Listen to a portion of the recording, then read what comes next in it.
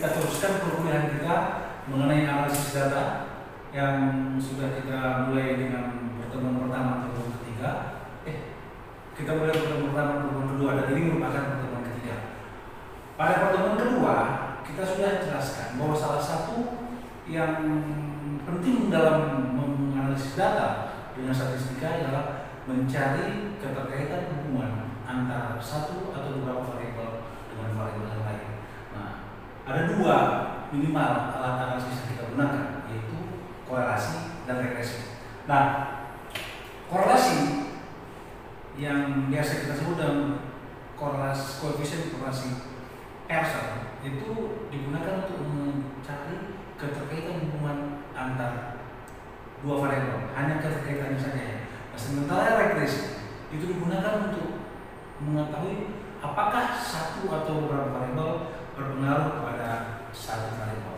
Yang berpengaruh itu namanya sebagai variabel independen, sedangkan yang dipengaruhi itu namanya variabel dependen. Nah, model regresi yang merupakan untuk yang menjelaskan hubungan korelasi dan hubungan regresi itu seperti yang ada di sini. Kemarin kita sudah bahas itu.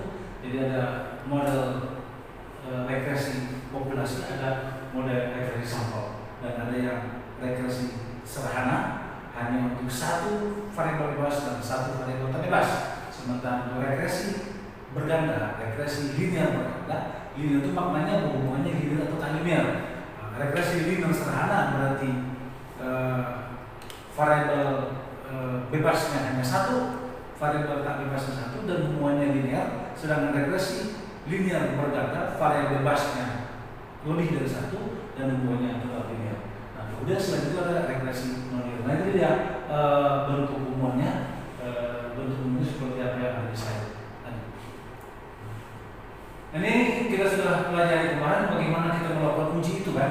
Jadi yang paling utama dalam regresi itu adalah apakah X itu atau variabel bebas itu berpengaruh signifikan atau enggak dalam menjelaskan Y atau variabel bebas. Nah, untuk menguji, untuk mengetahui apakah signifikan atau tidak, nah kita gunakan seperti ini, kemarin sudah kita jelaskan, yaitu dengan menggunakan uji hipotesis terhadap koefisien regresinya, apakah signifikan atau enggak.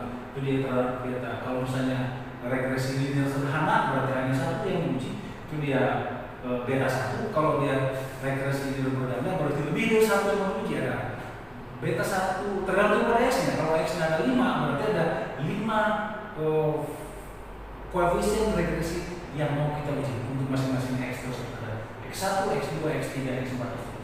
Dan untuk mengujinya kita gunakan uji T. Kalau uji T itu untuk menguji masing-masing satu persatu. Nah, itu dia. Sedangkan untuk koefisien korelasi juga kita lakukan hal yang sama, ada rumusnya. Jadi semuanya sebetulnya ini dengan komputer, dengan piranti lunak, dengan software seperti Minitel, SPSS, segala macam itu bisa kita hitung langsung. Jadi kita tidak perlu lagi menghitung sendiri. Oke, lanjut. Saya pernah dikatakan bahwa dalam menguji koefisien regresi itu kita bisa menggunakan uji T untuk menguji satu persatu variabel koefisien regresinya, atau uji F untuk menguji sekaligus dengan menggunakan analisis varian atau ANOVA seperti yang saya contohkan minggu yang lalu. Nah, jadi ada salah apa selama ini? Sering kali saya lihat mahasiswa menganggap bahwa uji T itu untuk uji sendiri-sendiri dan uji F itu atau ANOVA untuk menguji pengaruh serempak. Nah, itu yang salah. Yang betul adalah uji F untuk menguji secara serempak apakah berpengaruh signifikan atau tidak, apakah model itu signifikan atau tidak berpengaruh. Sedangkan uji T menguji sendiri-sendiri. Jadi yang diuji itu T dengan sendiri-sendiri, F atau ANOVA dengan sekaligus, bukan pengaruh bersama, bukan pengaruh serempak, mengujinya serempak. Ada yang saya jelas selama ini. Oke, lanjut. Ini sudah yang lalu, saya akan mengulas sedikit. Nah, ini juga prosedurnya kita sudah jelaskan. Nah, prosedurnya sudah. Nah, kemudian ini proses uji hipotesis sudah kita jelaskan pada minggu yang lalu. Nah, uji hipotesis yang akan kita lakukan tadi sudah saya jelaskan terhadap koefisiennya. Nah, ini uji untuk perbandingan juga sudah kita contohkan bagaimana kita mendapatkan itu. Nah, uji hipotesis ada 3 macam yang sudah kita bisa lanjutkan. Nah, Terus cuman contohnya belum kita jelaskan, mungkin buat pertemuan berikutnya. Nah, oke, terus ke bawah.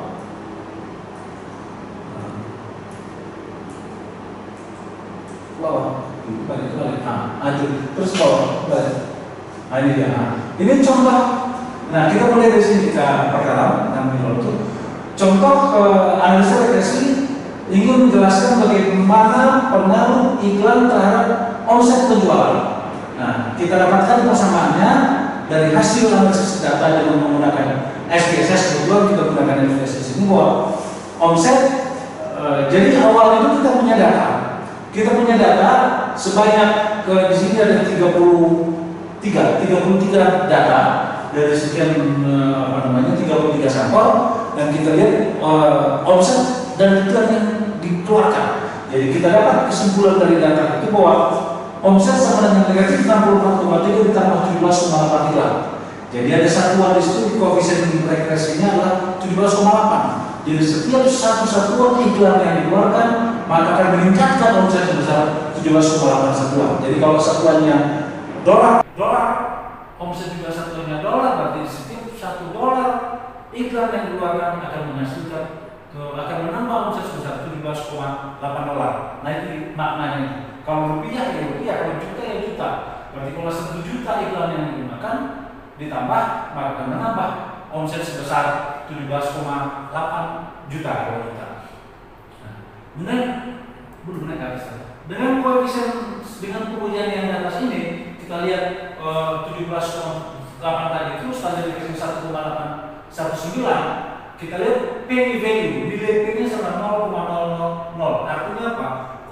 Karena P value lebih kecil daripada alpha, maka kita katakan bahwa signifikan. Artinya ikan signifikan mempengaruhi penambahan omset. Karena nilai P diperoleh. Itu dia uji T yang saya katakan. Uji karena sebetulnya X hanya satu, berarti uji T dan uji F sama-sama menguji hanya satu variabel. Dengan uji F kita peroleh P yang 0,000 dengan F 95,68. Zaman dahulu sebelum ada komputer yang digunakan untuk signifikansi itu adalah dengan membandingkan F hitung dengan F tabel. F hitungnya 95,68, nanti dibandingkan F tabel, bila di tabel akan ditemukan bahwa F hitung lebih besar dari F tabel. Jadi kalau dulu F hitung lebih besar dari F tabel, sekarang P lebih kecil daripada alpha. Itu artinya signifikan. Nah, itu hal-hal penting yang kita peroleh di sini. Oke, lanjut. Nah, ini kalau seandainya kita memiliki regresi modelnya regresi linear perganda, X-nya berarti lebih dari 1, katakan K. Ini dia analisa variannya, kan? Nah, ada jumlah kuadrat dan seterusnya. Oke, lanjut. Nah, ini contohnya. Katakan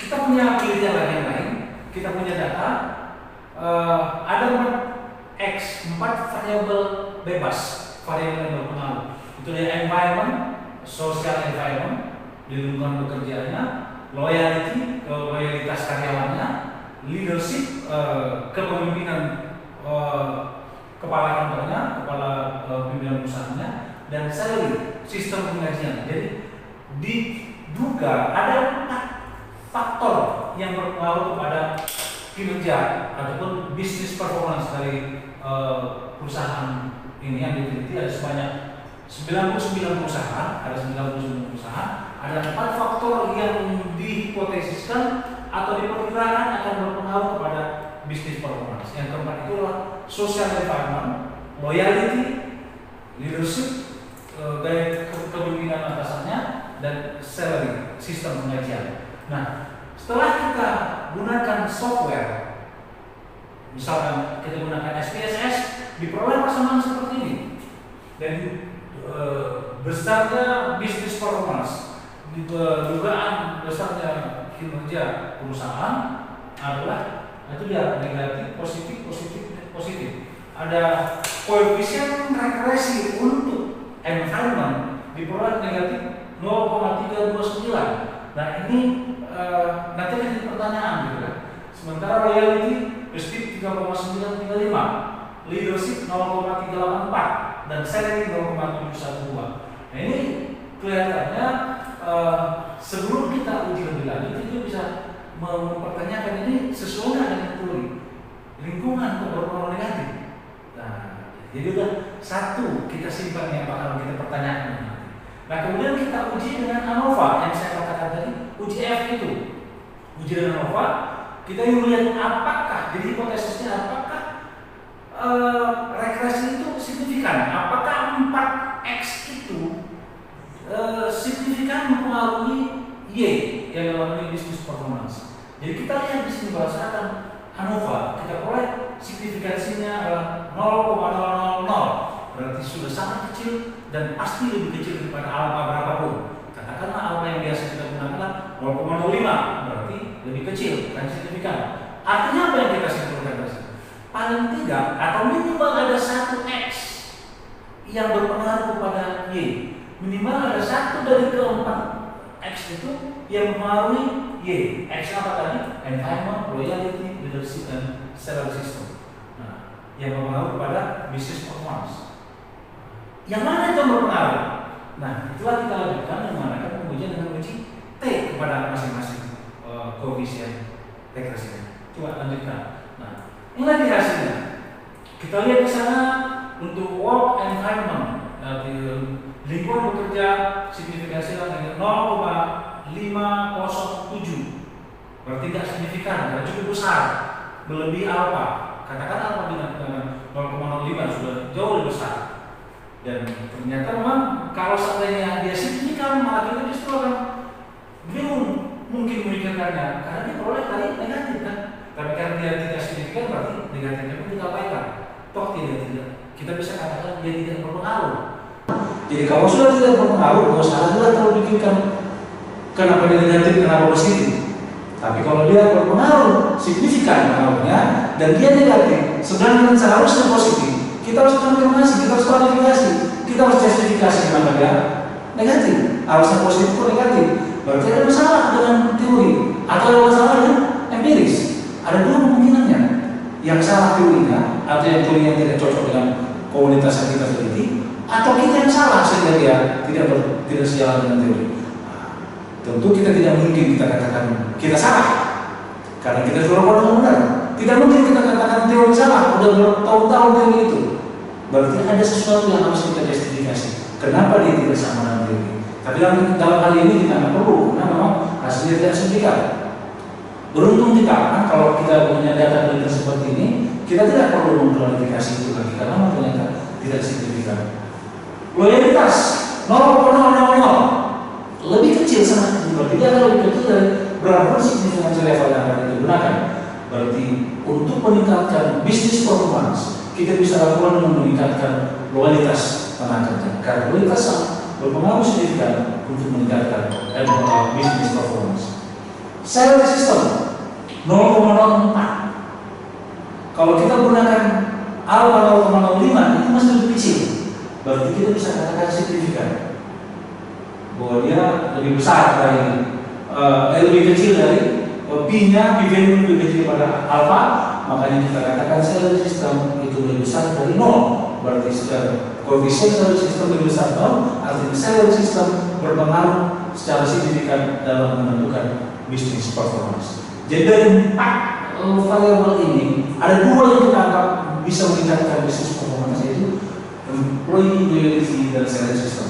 Jadi oleh karena itu kita harus tingkatkan sistem penghargaan yang sesuai dengan karyawan kita, dan kita harus tingkatkan loyalitas mereka.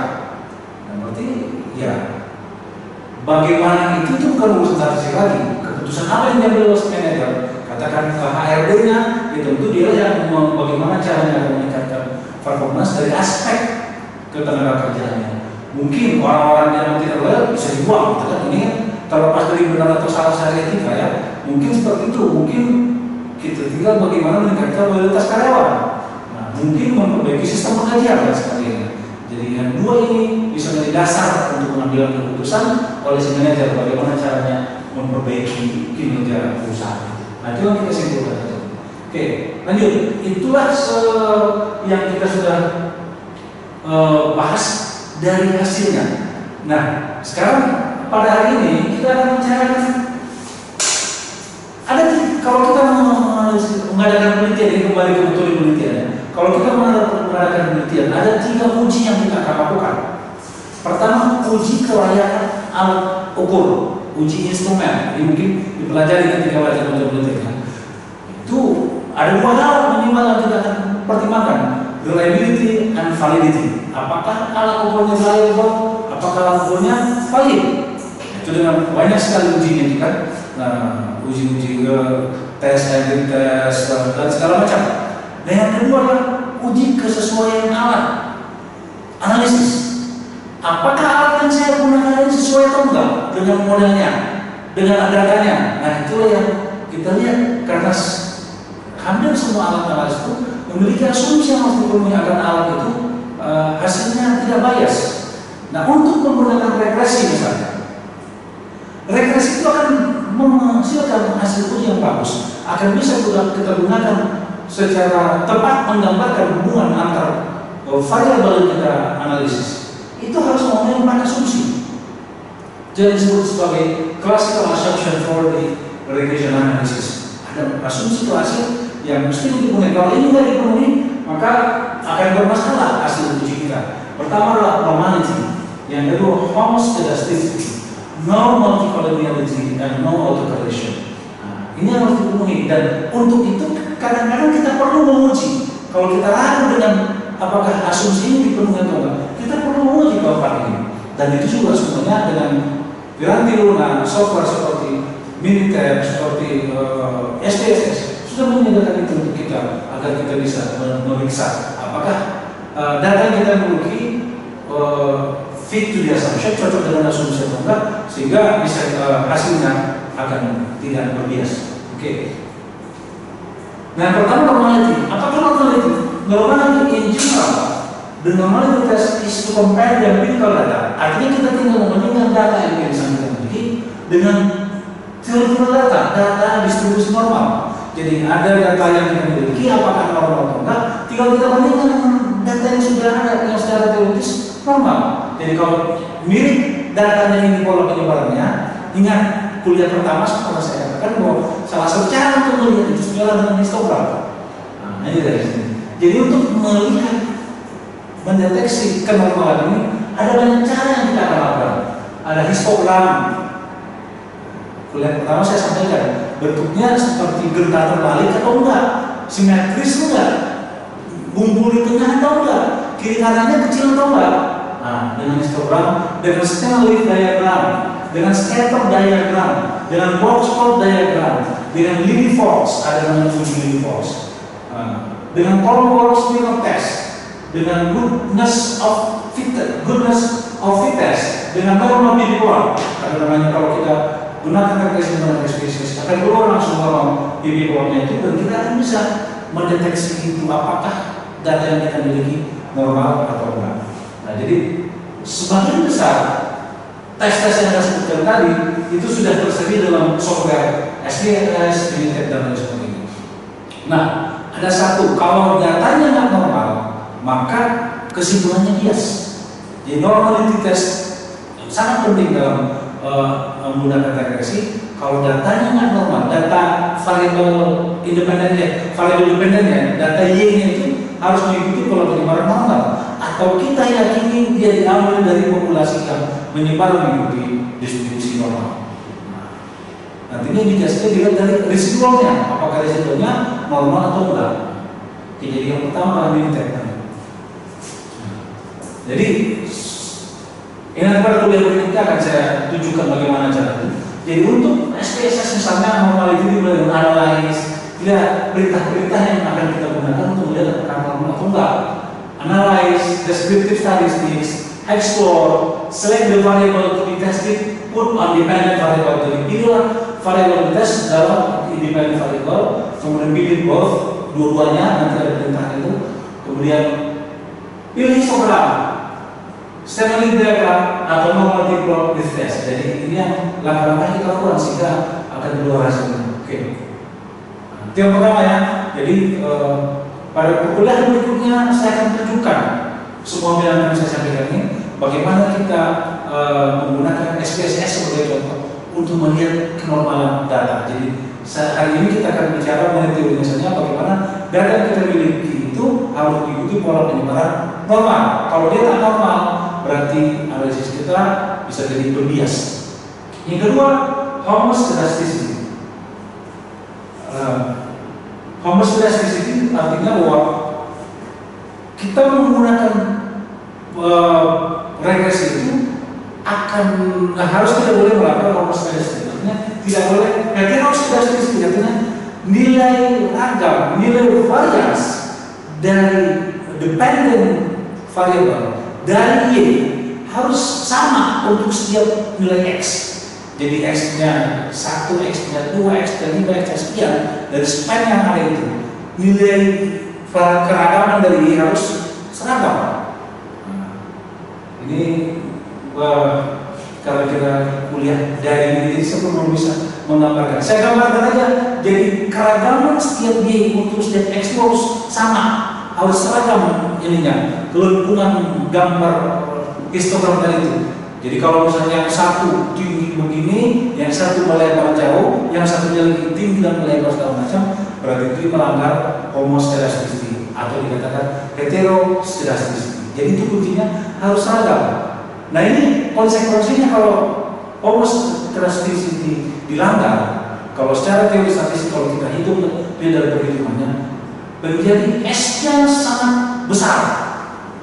S-nya sangat besar, kita yang S kan. S-nya sangat besar dan dalam rumus T, S di bawah. Jadi kalau rumus T, S di bawah, akibatnya apa? Nilai T akan selalu kecil. Kalau nilai T kecil, nilai P besar. Kalau nilai P besar, akan selalu lebih besar dari apa? Berarti cenderung kita menerima nol. Jadi kalau cenderung menerima nol, berarti berapapun dia akan dianggap tidak signifikan. Jadi dengan adanya masalah heteroscedasticity pada model yang kita miliki, maka kita akan cenderung menerima nol, akan cenderung mengatakan tidak signifikan variabel-variabel yang kita analisis. Nah itulah masalahnya dengan homoscedasticity. Jadi the use of regression analysis should be based on blue. Jadi awalnya apa tuh blue? Best linear unbiased estimator. Jadi penduduk yang kita gunakan penduduk yang terbaik yang tidak berbias dengan best itu artinya dengan nilai ragam yang sekecil-kecilnya. Jadi blue itu the mean of residual is equal to 0. Jadi rata-rata simpangan itu, rata-rata residual itu, sisaan itu sampai nol. Has the least variance among all estimators. Jadi semua penduduk yang ada harus memiliki variance yang paling kecil, yang ragamnya paling kecil, yang variance-nya paling kecil. Dan yang ketiga, has constant variance at every level of each independent variable. Itu saya katakan tadi sebagai homoscedasticity, constant variance. Jadi variasinya sama untuk setiap nilai X. Has constant variance at every level of each independent variable. Nah itu jadi tiga ini yang menggambarkan dulu tadi. Yang satu lagi, unbiased, best linear unbiased estimator, no correlation among residuals. Jadi residual yang satu dengan residual yang lainnya tidak ada korelasi, tidak ada hubungan. Nah ini maknanya sebetulnya sama dengan no correlation among the dependent variables.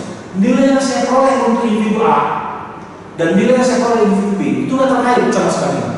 Jadi kalau dia terkait berarti ada autocorrelation. Jadi homoscedasticity yang saya katakan tadi artinya the variables are equal at any level of every independent variable. Setiap nilai dari independent variable variabelnya sama. Oke. Itu dia mengenai homoscedasticity. Ini yang nggak boleh dianggap. Lanjut. Jadi saya perbanyak cerita mengenai homoscedasticity karena jarang agak tidak diperhatikan orang. Jadi if heteroscedasticity occurs, jika terjadi heteroscedasticity, an estimation would be inefficient. Saya katakan tadi bahwa pengujian menjadi tidak efisien and unreliable, tidak reliable. The variance of the residual will affect the variance of regression. Variance dari residual ini akan mempengaruhi S-square dari regresi keseluruhan and would affect the test result of the regression coefficient, both t-test dan f-test. Akan mempengaruhi hasilnya. Yang saya katakan tadi cenderung menerima nol. Nah, dengan SPSS juga banyak cara untuk menguji heteroskedastis. Ada namanya plot diagram, Goldberg test, Bruce Wagen test, gak usah dipikirkan nama-nama itu. Banyak ini. Park test yang biasa digunakan, park test, Blazer test, Sperm Evaluation test, dan seterusnya. Saya akan tunjukkan beberapa di antaranya. Coba teruskan. Jadi ini untuk SPSS, plot diagram bisa kita gunakan, park test bisa kita gunakan, Blazer test bisa digunakan, Sperm Evaluation juga bisa digunakan dan menggunakan SPSS. Yang paling simpel tentu di antara semua itu kita gunakan Jakarta Plot. Antara standardized predicted, artinya pendua yang sudah distandarisasi dengan dependent variable. Itu yang pendua yang terstandarisasi dengan residual yang sudah terstandarisasi. Kita tidak buatkan. Nah, dengan SPSS ini caranya. Nanti kita tuliskan Z-Pad dan Z-Residu, artinya Z-Pad itu artinya adalah predicted yang sudah distandarisasi dan Z-Residu yang sudah distandarisasi. Pasti yang bertanya, apa sih residu itu Pak? Nah, ini mungkin karena kemarin juga saya jelaskan, mungkin ada yang lupa. Residu itu sisaan, selisih antara nilai sesungguhnya dengan nilai dugaan. Itu residu kan? Kalau untuk model populasi itu error. Dalam model sampel, residu. Nah, itu dia. Ini regresikan dependent variable yang ada itu dengan dependent variable, regresikan buat perintah plot, letakkan Z sebagai sumbu Y dan Z prek sebagai sumbu X, maka hasilnya akan terlihat. Oke, lanjut. Nah, ini contohnya. Ini contohnya kalau kita gunakan plot yang saya katakan. Nah, ini plot antara Z predicted dengan Z residu kan. Nah, ini coba lihat bentuknya seperti ini. No heteroscedasticity. Kalau tidak ada pola apapun dalam Z ujian kita buat itu artinya tidak ada tidak ada heteroscedasticity. Berarti nggak ada masalah, aman kita di situ. Tapi kalau kita buat seperti ini dapat ada pola. Jadi kalau ada pola itu berarti ada hubungan. There is heteroscedasticity problem. Ada masalah heteroscedasticity. Nah, yang ini juga ada pola. Ada pola kelihatan kan? Ada pola pendatar makin lama makin besar. Ini menandakan makin lama makin besar heteroscedasticity-nya. Nah, berarti tidak seragam antara varians daripada Y dalam setiap nilai X. Berarti ada pola dia. Hanya there is heteroscedasticity problem in your model. Ini bukan apa. Jadi yang diharapkan bentuknya kalau kita plotkan seperti ini, acak. Seperti gambar seperti ini. Lanjut. Nah, selain dengan gambar seperti saya katakan tadi, kita juga bisa menggunakan Spearman line correlation. Jadi korelasi Spearman. Spearman itu salah satu korelasi yang menggunakan statistik gambar parametrik. Nah, itu digunakan ya. Jadi ini indikatornya, the indicator used to ensure the presence of heteroscedasticity, the magnitude of the correlation coefficient between is independent variable to absolute values of the residual. Jadi dikorelasikan, katanya dari sini dikorelasikan antara sisaan atau residual itu tadi dalam bentuk harga mutlak. Jadi nilai negatif menjadi positif semua dengan independent variable. Jadi kalau antara Y dengan E yang dibuat harga mutlak itu, Y yang dibuat harga mutlak E dengan ini dikorelasikan. Kalau hasilnya memiliki korelasi tinggi, berarti ada heteroscedasticity. So SPSS can be used to test the heteroscedasticity term as follows. Jadi buat regression, pilih linear, set, nanti akan kita simpan variabel baru. There will be a new variable set sebagai res 1, buat dalam bentuk absolutnya. The rest transform to an absolute value, analyze, correlate by variable. Dah, keluar hasilnya. Jadi kalau nanti diperoleh korelasinya tinggi, berarti ada indikasi heteroscedasticity. Kalau korelasinya rendah, berarti tidak ada heteroscedasticity. Sama dengan tadi, penyebarannya itu tidak berpola, random. Jadi segala sesuatu yang random itu berarti tidak ada korelasi, tidak ada masalah. Oke, lanjut. Nah, selain Spearman correlation test, kita bisa menggunakan PAC test. Ini nama orang yang menemukannya.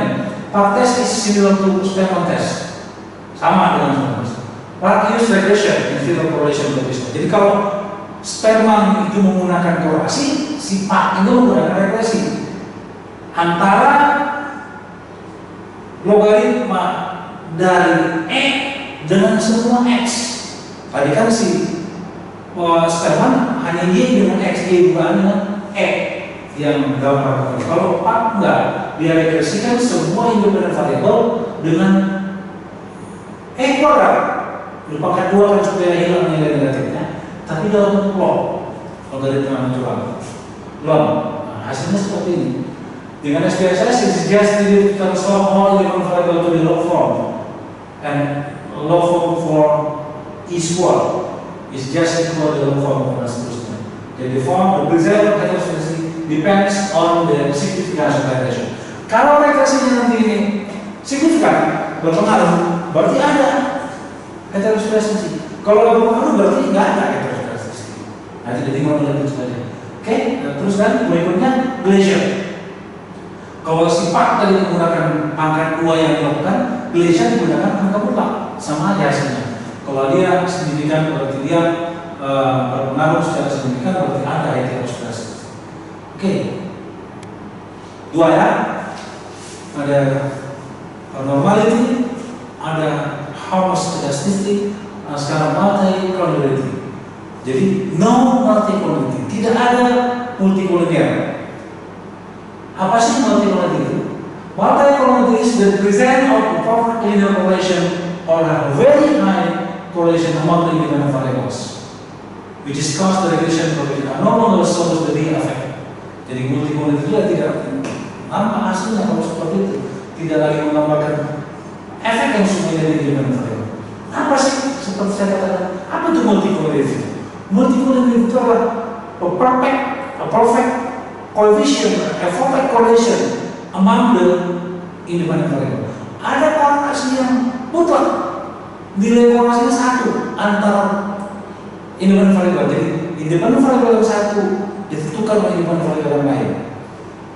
Kalau sudah begitu mutlak, tak bisa digunakan regresi. Hasilnya nggak ada. Nah, yang paling sering ditemukan, yang mungkin saja ditemukan adalah high multi-collinearity. Multi-collinearity yang tinggi, artinya apa? X1 dengan S2 korelasi tinggi, 0,9 sekian segala macam. Kenapa nggak bisa? Itu matematik lagi itu, makanya statistik katanya matematik. Kalau ada perfect multi-collinearity, ada mutlak ada hubungannya, berarti nantinya matriks determinannya, kalau kita baca matriks itu menjadi tidak berpangkat penuh. Kalau tidak berpangkat penuh, tidak ada matriks kebalikan. Kalau tidak ada matriks kebalikan, berarti tidak ada nilai dugaan. Berarti nilai perdugaannya nggak ada. Karena dengan model regresi untuk menemukan koefisien regresi penduduk itu dengan menggunakan matriks. Jadi tidak bisa digunakan sama sekali kalau ada multi-collinearity, perfect multi-collinearity. Nah, kalau high multi-collinearity dependent, determinannya akan sangat besar, dirinya akan sangat besar, akibatnya S-nya akan sangat besar juga.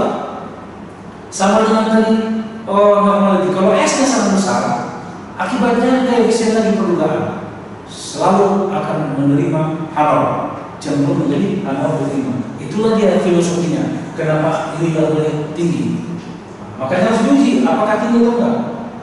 As a result, the test performance each of the regression coefficient will tend to be non-significant. Berarti selalu tidak signifikan seperti yang saya katakan. Because the standard deviation of the regression coefficient will be very large. Jadi standard deviation-nya akan menjadi sangat besar seperti tadi saya katakan.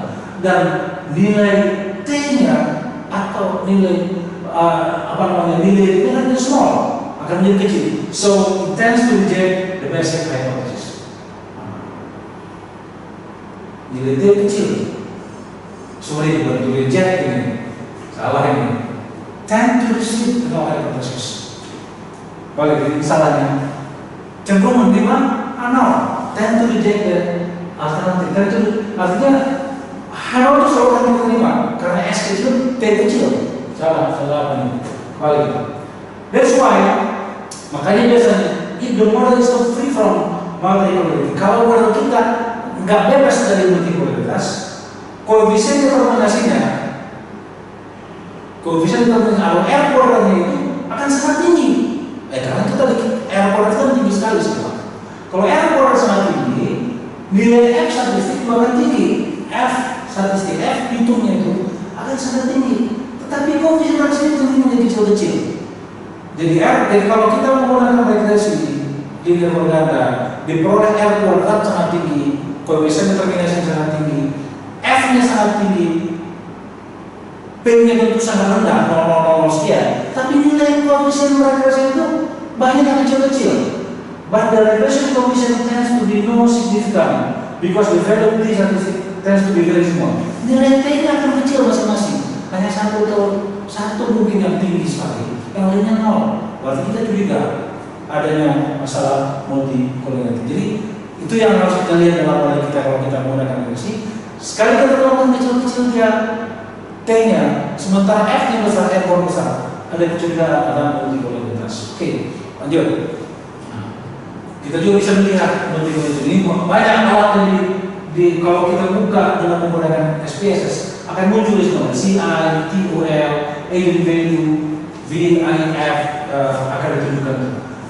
Banyak caranya dengan menggunakan comparing coefficient. Jadi salah satunya adalah membandingkan coefficient of determination of each independent variable. Coefficient determinasi independent masing-masing independent variable itu, kalau kita 5 independent variable, kita lihat R kuadrat dengan yang besar, R kuadrat yang coefficient determinasi dari seluruh ini variable. Itu kita lihat dari CI-nya. Jadi ada ini perhitungan matematik untuk itu. Coba saya tunjukkan sedikit mungkin adanya. Contohnya adalah VIF is the function of the R square, fungsi R kuadrat of the regression between one independent variable and the others independent variable. Jadi diregresikan antara satu independen dan independen yang lainnya. Jadi kita hitunglah VIF-nya menjadi 1/sekian. Kalau R kuadratnya tinggi, bandingnya kan besar. Kalau R kuadratnya kecil, ini kan mendekati 0. Jadi the greater the value of R square, it will be smaller the value of VIF. Semakin tinggi R kuadrat, semakin kecil nilai VIF. Jadi sama dengan 1 berarti tidak terhingga, kalau sama dengan 0 berarti ini sama dengan 1. So if VIF is greater or less than greater or equal to 1, maka dia akan menjadi sangat besarnya adalah lebih besar atau sama dengan 1. Itu ada. Jadi semakin dia dekat ke 1, berarti dia semakin tidak ada persoalan multicolority untuk variabel independen yang masing-masing. Semakin besar dia, semakin ada ininya VIF. Jadi untuk lebih memudahkannya, dibuat toleransi value, nilai toleransi dari multicolority 1/VIF. Jadi 1 dikurang R kuadrat. Jadinya kan. Jadi kalau dia dengan degree dari VIF akan menjadi lebih kecil dari nilai taunya itu.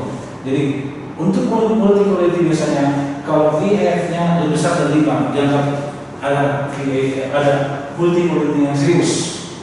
Kalau lebih kecil dari 0,1 baru dia ada serius. Jadi kita tinggal lihat aja. Dan tersedia di situ kalau kita lihat buka itu nanti mudah-mudahan pada berikutnya saya akan tunjukkan kalau dia lebih kecil dari 1 berarti dia ada persoalan multicolority yang serius. Kalau dia lebih besar dari 5 berarti enggak sama juga maksudnya. Berarti ada yang serius. Oke. Another way to detect the multicolority problem is by calculating the characteristic value. Ada juga istilah matematik, eigenvalue of the X prime X matrix. Matriks itu masih dari data independen variabel. Jadi eigenvalue sebuah sebagai lambda. Jadi kalau ini dia perhitungannya kita lakukan aja karena terlalu matematis. Kalau K-nya yang menggambarkan lambda itu sebagai the maximum minimum expected K. Jadi comparison dari lambda maksimum dengan lambda minimum dikatakan sebagai K. Kalau K lebih kecil dari 100 berarti nggak ada masalah multicoloritas. Jadi K itu adalah perbandingan terlambat paling besar dalam dan paling kecil. Kalau dia lebih kecil dari 100 kalau tidak ada masalah. Kalau antara 100 sampai 1000 ada masalah oleh problem. Jadi di atas 1000 berarti K terbesar, di atas 1000 K terkecil 1 misalnya contoh. Berarti ada masalah dalam multi di model yang kita gunakan. Oke? Ada lagi si I. Hampir sama itu, cuman si I, tol, V and F, A, B itu semuanya hanya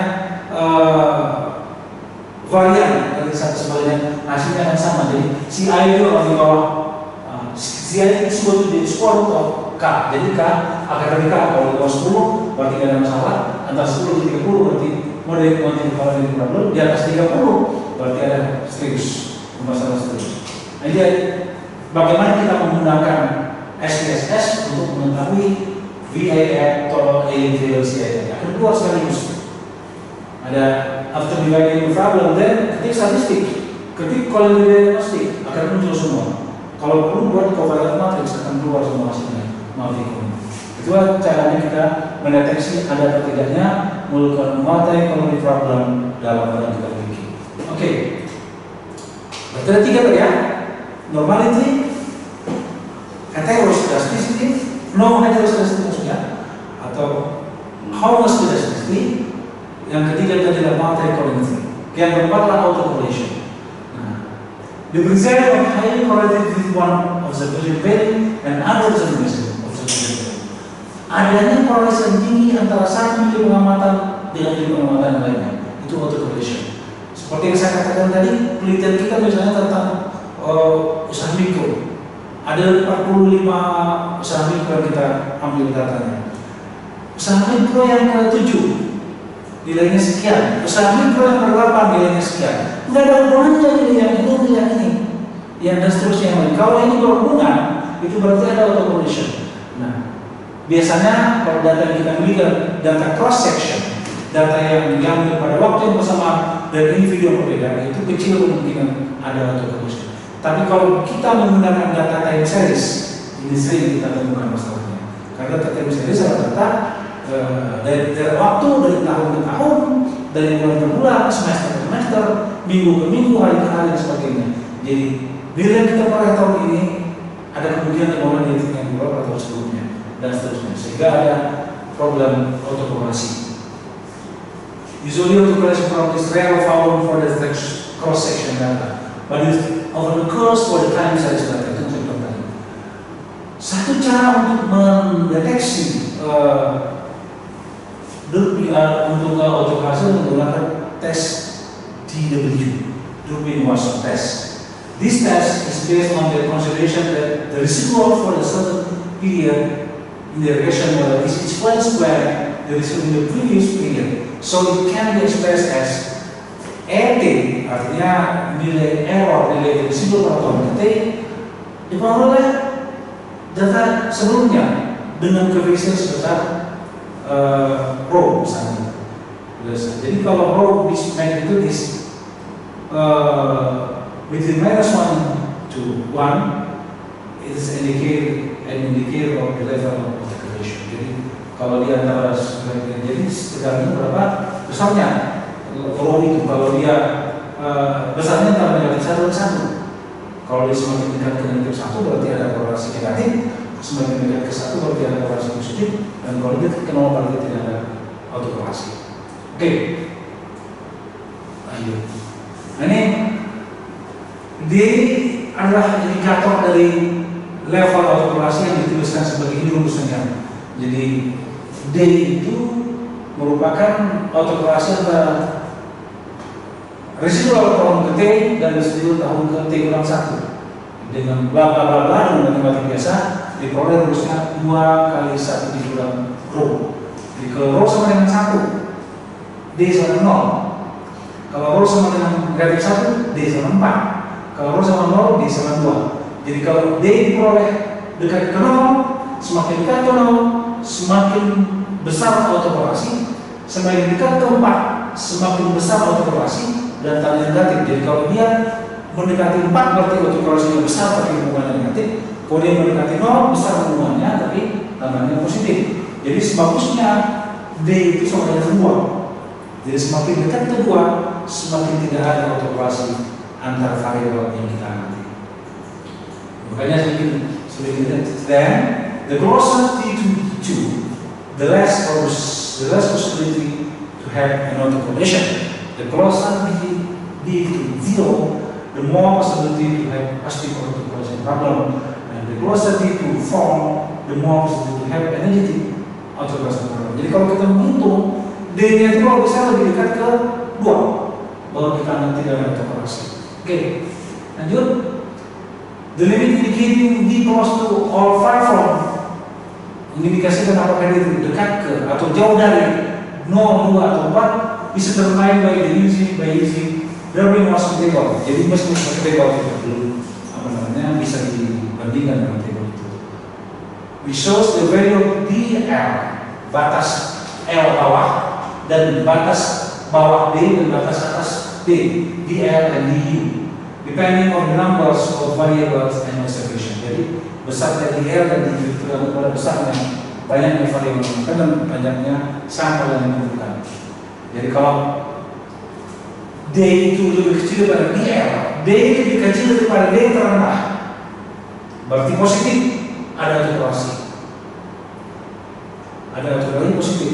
Kalau DL antara D terendah sampai D tertinggi, berarti tertinggi masih di bawah itu. Berarti tidak bisa diputuskan. Berarti kita ragu apakah ada autokorelasi atau enggak. Nah kalau di antara DU sampai 4 dikurang DU, berarti dia di sekitar 2 lah itu, gitu kan? Dekat ke 2 itu, berarti tidak ada autokorelasi. Kalau antara 4 dikurang DU sampai 4 dikurang DL, berarti agak naik ke atas, sekitar 3-an gitu, sekitar 3. Yang tadi sekitar 1, terlalu apakah ada autokorelasi? Tapi kalau dia lebih besar daripada 4 dikurang L, berarti ada autokorelasi negatif. Nah ini kita cara menentukannya. Jadi ada batas. Ini ada positif, ini ada negatif. Ini daerah yang tidak bisa dipastikan, tengah-tengah daerah yang pasti tidak ada autokorelasi. By using SPSS, lagi-lagi dari SPSS, it is just needed to click. Tinggal klik aja DW dalam statistik, min dari daftar statistik itu, dari menu pilihan itu, maka akan keluar dan kemudian masukin independent variable independent variable, maka akan keluar hasil berapakah Darwin-Watson coefficient daripada modal yang kita miliki. Oke. Itulah semua yang harus kita tes kalau kita mengadakan menggunakan regresi untuk analisis data. Nah, sebagai lanjutan untuk analisis data advance, tentu kita tidak hanya menggunakan regresi korelasi, kita bisa menggunakan ini. Saya bilang di awal bahwa ada efek langsung, ada efek tak langsung. Nah ini dia, more and honest being relationship variables. Ada logistic regression, ada meta-analysis, ada SEM, ada PLS. Saya akan sekilas saja lanjutkan. Kalau yang berminat lebih lanjut bisa di luar kelas itu bisa bahas. Kita lanjut. Regresi logik itu artinya apa? Apabila Y yang kita gunakan hanya kategorikal, baik binary maupun multinomial, lulus tak lulus, laki perempuan, berhasil tak berhasil, untung nggak untung, yang hanya 2, atau yang mungkin 3, 1, 2, 3, nilainya 0, 1, 2, misalnya. Jadi binomial atau binary atau multinomial. Karena kan seperti kita katakan tadi bahwa asumsi dari regresi itu harus sebarang normal Y-nya. Nah kalau dia binomial, binary dia nggak normal. Kalau yang multinomial nggak normal. Kalau kita menggunakan skala ordinal kepada Y, itu nggak pas. Pasti longgar. Walaupun banyak orang di luar sana, nggak peduli dia dimasukkannya. Hasilnya ada nggak ada, bisa disimpulkan bisa. Tapi yang seperti itu, dia pakai teori Gigo. Garbage in, garbage out. Sampah yang masuk, sampah keluar. Analisis pakai sampah, kasih keluar sampah berarti karena udah nggak mungkin dipaksakan. Nah, caranya adalah dengan menggunakan logistic regression. We know, namely, the concept of odds ratio related to the concept of probability. Jadi kita gunakan konsep teori peluang. Logistical regression is part of the regression analysis that is used when the dependent variable response is a dichotomous variable. For binary, dichotomous variable usually only consists of two values, which represent the criteria or the absence of an event that is usually given to the number. No atau satu, no satu, no satu. Lanjut. Unlike ordinary regression, tidak seperti regresi yang sebenarnya yang biasa. Logistic regression does not assume the relationship between independent and dependent variables. Jadi tidak mengasumsikan seperti linear, seperti garis merah itu. Tapi logistic regression is another linear regression. Jadi model specified with push below the parent of the curves as shown below. Jadi seperti ini, yang biru. Jadi Y-nya ada nomor 1. Nanti tinggal nilai peluang, nilai kemunculan dari itu. Oke, lanjut. The model used in the logistic regression is like this. Logaritma dari P bahkan jangan dibandingkan P per 1 dikurang P. Baru saya bilang, jadi kalau P per 1 dikurang P itu bisa digunakan model seperti ini.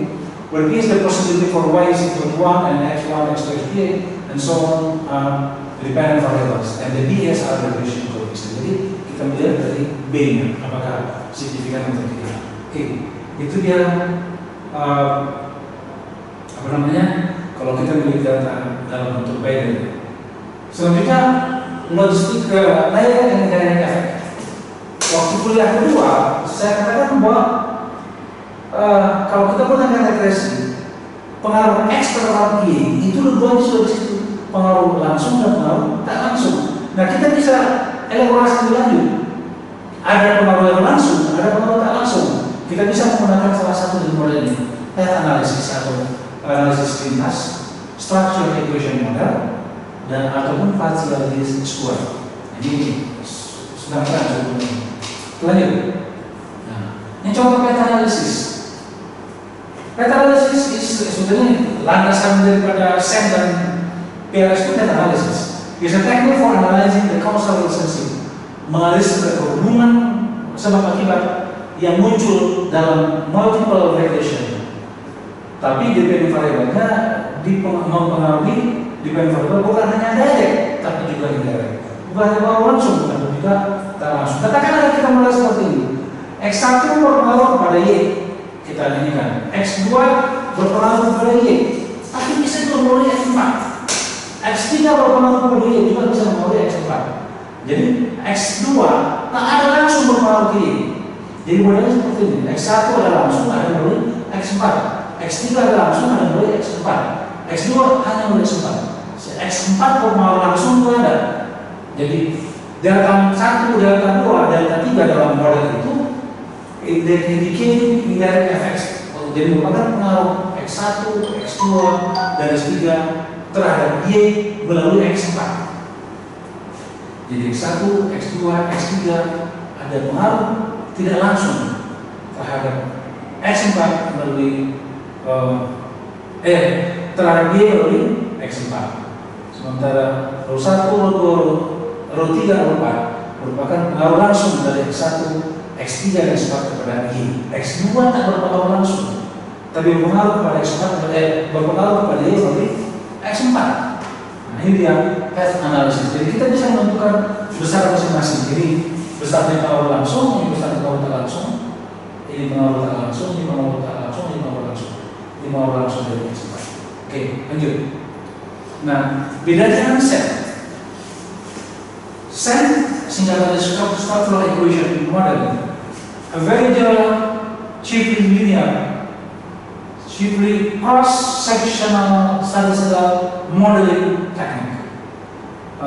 Jadi ada 3 gabungan dari analisis menjadi SEM. Jadi ada faktor analisis, itu dalam multivariate analisis, ada path analysis, dan ada regression. Jadi 3-tiganya menjadi satu, menjadi SEM. SEM is largely confirmatory, library, and exploratory technique. Jadi lebih kepada mengkonfirmasi model. Jadi kalau dalam SEM itu kita harus punya teori yang matang dulu, bentuk hubungan antara X itu. Jadi bukan mengeksplor apakah yang sedang Apakah yang ingin berhubung kepada ini? Bagaimana ingin berpengaruh kepada itu? Kita lihat sudah punya model, tinggal mengkonfirmasi berhubung atau enggak. Jadi research our model is sent to determine whether a certain model is valid, whether the user is sent to find a suitable model. Jadi send itu bukan mencari model, tapi memastikan apakah model itu cocok. Jadi to confirm, not to explore. Walaupun demikian, analisis send sering digunakan dalam seller exploiting element. Jadi walaupun tujuannya untuk itu, tapi sudah sering digunakan untuk exploit. Oke, lanjut. A structure equation implies the structure of the covariance matrix of the visual. Jadi merupakan struktur dari matriks covariance dari ukuran yang kita dapatkan. Jadi hence another name for this field is analysis of covariance structure. Jadi makanya disebut juga sebagai analisis struktur covariance dari data yang dimiliki. Nah, ini tidak saya masukkan karena masih saya harus sebagai advance. Oke, lanjut. Yang terakhir PLS. Ini bentuk sederhana dari sel. Ini lebih banyak digunakan di ilmu sosial juga. PLS is an alternative method of settlement of complex mathematical models that do not require big size sample. Jadi nggak perlu sampel besar. PLS regression is particularly useful when we need to predict a set of dependent variable. Kita ingin menduga seperangkat dependent variable. Jadi bukan hanya satu dependent variable. In a very large set of independent variable. Jadi independent variable itu banyak, dependent variable sekelompok.